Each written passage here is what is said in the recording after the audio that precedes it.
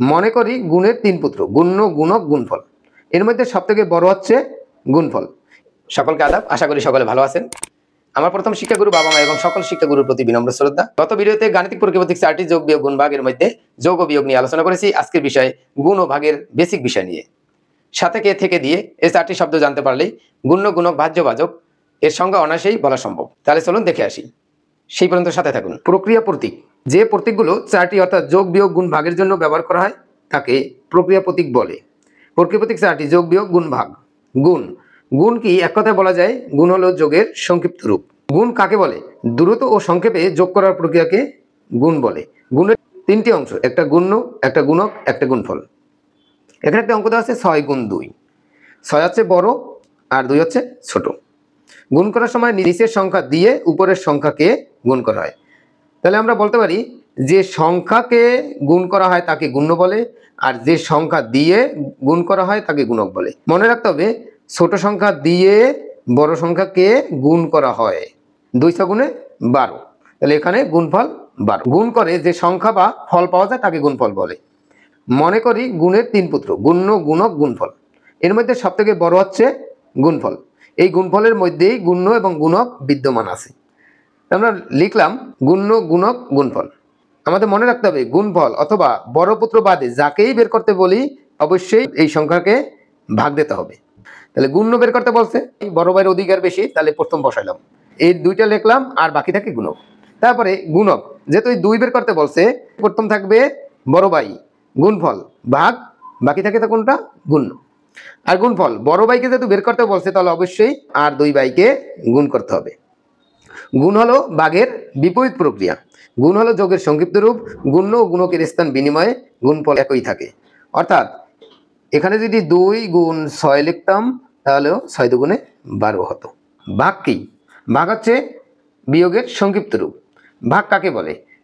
একটি সংখ্যার মধ্যে অন্য একটি সংখ্যা কতবার আছে তা নির্ণয় করার প্রক্রিয়াকে ভাগ বলে।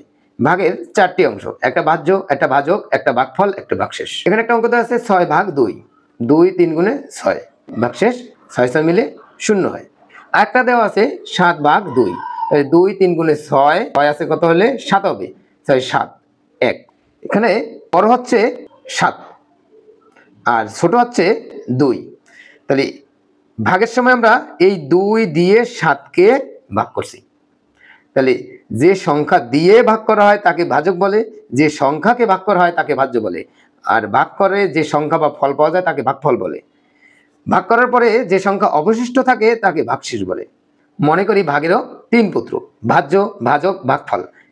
এই ভাগশেষকে আলাদা রাখুন। এই 3 পুত্রের মধ্যে ভাজ্য সব থেকে বড়, এর মধ্যেই ভাজক এবং ভাগফল বিদ্যমান আছে। তাহলে এটা বাদে আর বাকি 2টা যদি বের করতে হয় আমাদের অবশ্যই ভাগ করতে হবে।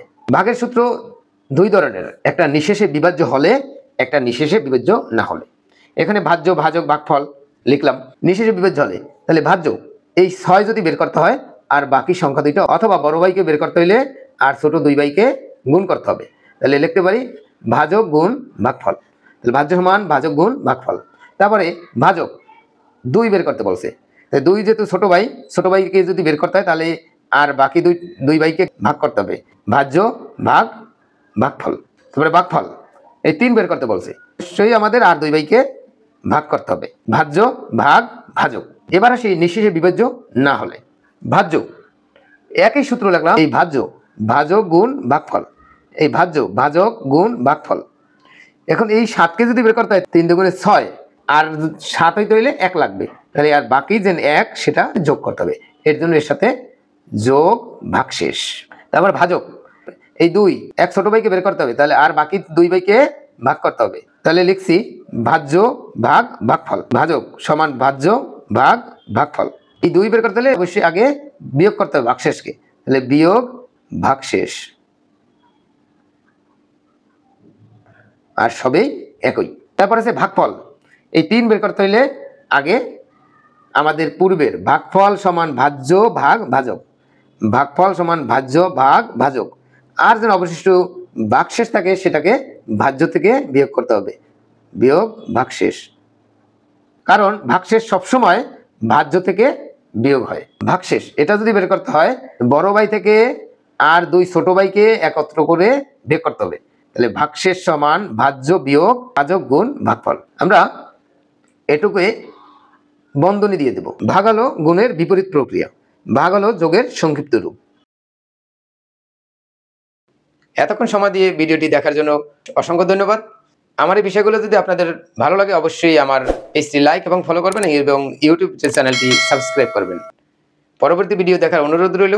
সেই পর্যন্ত সকলে সুস্থ থাকবেন, ভালো থাকবেন, আমার জন্য আশীর্বাদ করবেন। সকলকে আদাব।